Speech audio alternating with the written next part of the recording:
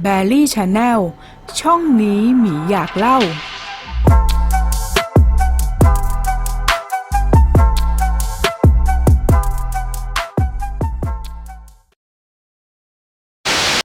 ถ้าวันหนึ่งคุณลืมตาตื่นขึ้นมาแล้วรู้ตัวว่าได้หลุดเข้าไปอยู่ในหนังแนวไล่เชือดอย่าง The Texas Chainsaw Massacre ที่มีฆาตกรร่างใหญ่สุดโหดอย่าง Leatherface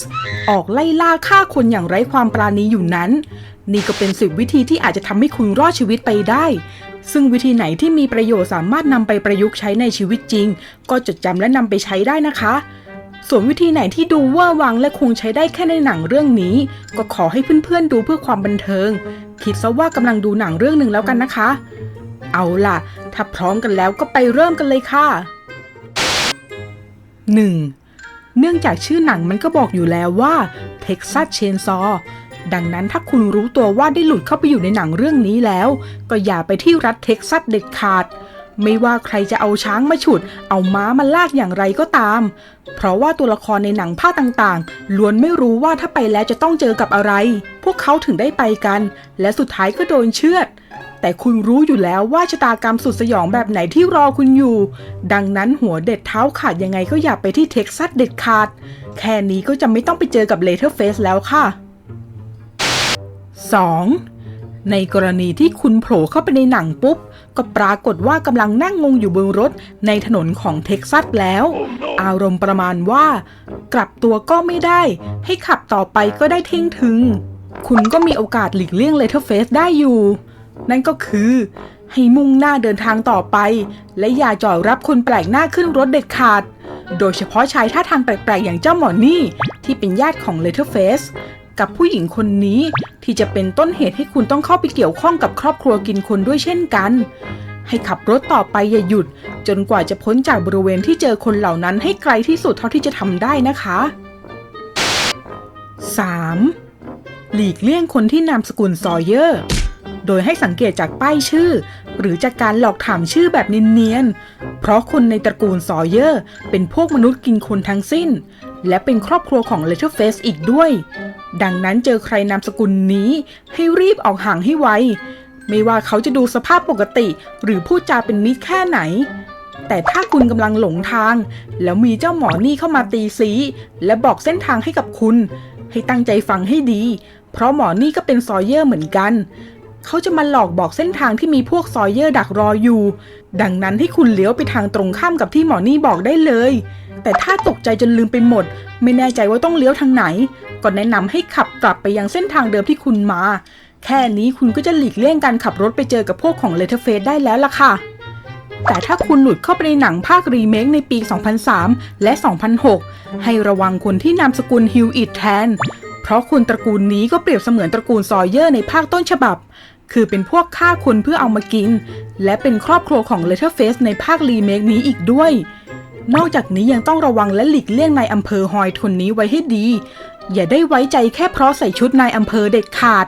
เพราะเขาก็คือคนในตระกูลฮิวอิตที่ฆ่านายอำเภอตัวจริงแล้วสวมรอยนั่นเอง 4. กฎเหล็กอีกข้อเมื่ออยู่ในหนังแนวสยองขวัญ นั่นก็คืออย่าแยกตัวไปคนเดียวเด็ดขาดไม่ว่าจะอยู่ในสถานการณ์ไหนก็ตามจงท่องไว้เสมอว่ารวมกันตายหมู่แยกกันอยู่ตายทีละคนไม่ใช่รวมกันเราอยู่แยกกันอยู่เราตายนะคะโดยเฉพาะถ้าแยกออกไปเจอบ้านเก่าๆในพื้นที่ห่างไกลจากถนนที่คุณขับรถมาเพราะนั่นอาจเป็นบ้านของครอบครัวซอยเยอร์ก็ได้และยิ่งถ้าคุณหลุดเข้าไปในหนังเรื่อง The Texas Chainsaw Massacre แล้วเจ้าบ้านเก่าๆหลังที่คุณเจอมีโอกาสสูงมากที่จะเป็นบ้านของตระกูลนั้นอย่าเข้าไปเด็ดขาดถ้าคุณไม่อยากไปอยู่บนโต๊ะอาหารของพวกเขาในฐานะมื้อค่ำแต่ถ้าหลุดไปในหนังภาค 2ให้หลีกเลี่ยงสวนสนุกร้าง Texas Battleland เพราะนั่นเป็นที่อยู่ของตระกูลซอยเยอร์ในภาคนั้นนั่นเองค่ะ 5. ถ้าการไล่ล่าเริ่มขึ้นและคุณกำลังหนีอยู่ในรังของครอบครัวกินคนไม่ว่าจะเจอกับใครในนั้นถ้าเขาหรือเธอไม่ได้โดนแขวนหรือโดนมัดอยู่ห้ามไว้ใจเด็ดขาดอย่าหยุดเพื่อคุยด้วยให้รีบหนีไปให้ไกลที่สุดเพราะเมื่อพูดถึงครอบครัวมันก็ย่อมต้องมีคนในหลายช่วงอายุรวมกันอยู่ในนั้นไม่ว่าจะเป็นคนแก่หรือเด็กที่ดูไม่มีพิษมีภัย พึงระลึกไว้เสมอว่าคนทั้งตระกูลนี้ทำงานกันเป็นทีมพวกเขาจะทำทุกวิถีทางในการหลอกล่อให้คุณโดนจับไปเชือดอีกครั้งจนได้ถ้าคุณชะล่าใจหรือหลงเชื่อคุณเสร็จแน่ค่ะ 6. ในขณะที่วิ่งหนีอยู่ให้ตั้งสติไว้กับการวิ่งให้มากที่สุดไม่ว่าชายร่างใหญ่สวมหนังหน้ามนุษย์ถือเลื่อยไฟฟ้าไล่ฆ่าคุณอย่างบ้าคลั่งมันจะน่ากลัวแค่ไหนก็ห้ามสติแตกเด็ดขาดท่องไว้เสมอว่าสติแตกเท่ากับตายวิ่งแบบสุดชีวิตแล้วระมัดระวังให้มากที่สุดถ้าล้มก็อย่ามัวหันกลับไปดูว่าเลเทอร์เฟสจะวิ่งไล่คุณมาถึงไหนแล้วถ้าเลื่อยยังไม่ฟันโดนคุณก็แสดงว่าเขายังมาไม่ถึงตัวคุณนั่นแหละค่ะเพราะฉะนั้นให้รีบลุกแล้ววิ่งต่อทันที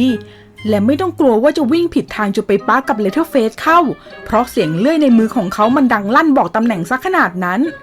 แต่วิธีนี้ใช้ได้ในกรณีที่เลเทอร์เฟสไล่ล่าคุณมาคนเดียวนะคะ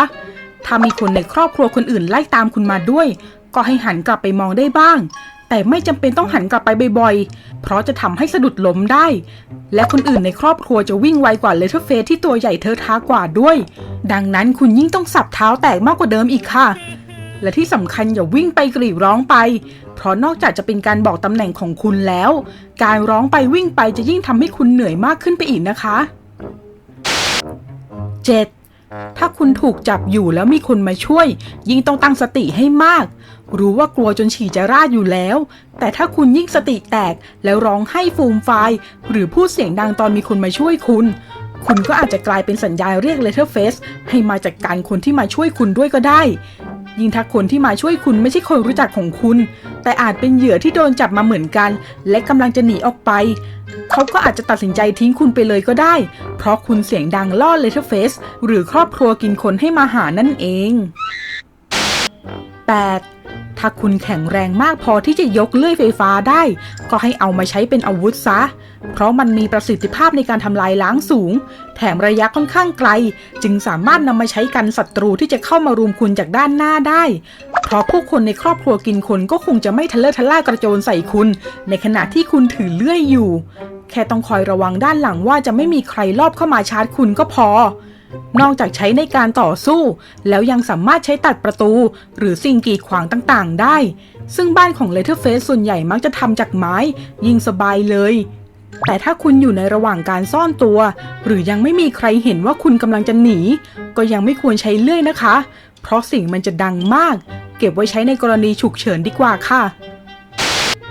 9. ถ้าคุณคิดจะสู้คุณก็มีโอกาสจัดการกับพวกครอบครัวกินคนรวมถึงเลเทอร์เฟสได้เพราะพวกเขาก็เป็นเพียงมนุษย์ทั่วไปที่เจ็บได้ตายได้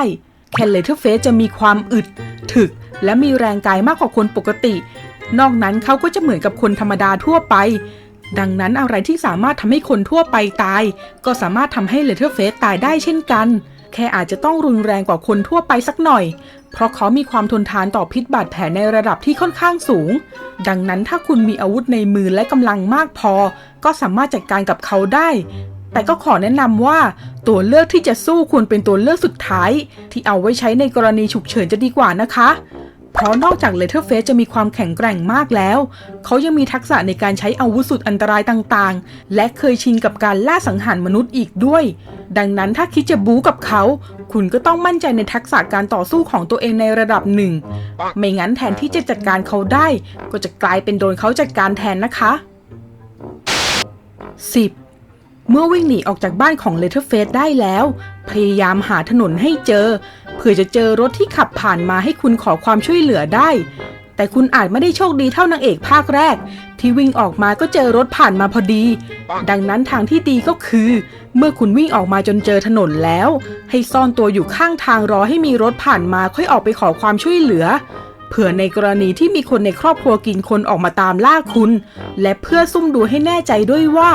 รถคันนั้นไม่ใช่รถของบ้านเลเทอร์เฟสไม่งั้นคุณอาจได้อาศัยรถของครอบครัวกินคนกลับไปที่บ้านหลังที่คุณเพิ่งหนีออกมาก็เป็นได้แต่ถ้าจำหน้าจำรถไม่ได้ก็ให้เลือกพวกรถที่ดูใหม่ๆหน่อยหรือพวกรถบรรทุกเลยก็ค่อนข้างชัวร์กว่าไม่ควรเลือกพวกรถล่าสัตว์หรือพวกรถออฟโรด เพราะมีโอกาสที่จะเป็นรถของครอบครัวกินคนค่อนข้างสูงและถ้าเป็นหนังภาค 2003 และ 2006 ก็ให้ระวังรถของนายอำเภอตัวปลอมด้วยอีกคันหรือถ้าคุณขับรถเป็นและหนีไปเจอรถที่มีกุญแจเสียบคาอยู่ก็ให้รีบขับรถคันนั้นหนีไปแต่ก่อนออกรถควรเช็คเบาะหลังให้ดีด้วยว่าไม่มีแขกไม่ได้รับเชิญตามขึ้นมาด้วยเพื่อความปลอดภัยนะคะจบปิ้งค่ะเป็นยังไงบ้างคะสำหรับคลิปนี้ถ้าเพื่อนๆชอบก็อย่าลืมกดไลค์กดแชร์และกด Subscribe เป็นกำลังใจให้กันด้วยนะคะหรือถ้าใครอยากสนับสนุนกันโดยตรงก็สามารถกดสมัครสมาชิกหรือถ้าชอบคลิปนี้มากๆก็สามารถโดเนทให้แบรี่ที่ปุ่มขอบคุณหรือ Super Thanks ตรงใต้คลิปนี้ได้เลยนะคะแบรี่ขอขอบคุณทุกกำลังใจและคอมเมนต์น่ารักของเพื่อนๆทุกคนเลยสำหรับคลิปนี้แบรี่ก็ขอลาไปก่อนพบกันใหม่คลิปหน้าสวัสดีค่ะ